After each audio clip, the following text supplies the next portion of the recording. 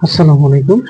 আমরা গণিতের কিছু আবিষ্কারের বছর বা সাল দেখতে পারি। যেমন হচ্ছে যে দেখো, যোগ চিহ্ন বা অ্যাডিশন চিহ্ন আমরা কিন্তু এটা ইউজ করি। এটা কত সালে আবিষ্কার হয়েছিল? 1360 সালে আবিষ্কার হয়েছিল।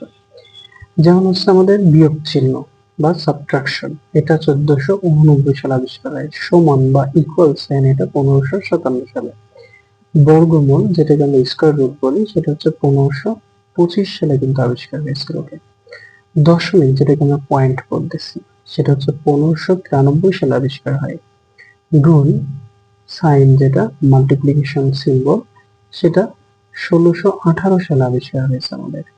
ভাগ বা ডিভিশন, সেই ডিভিশন সাইনটা আবিষ্কার হয়েছে 1659 সালে।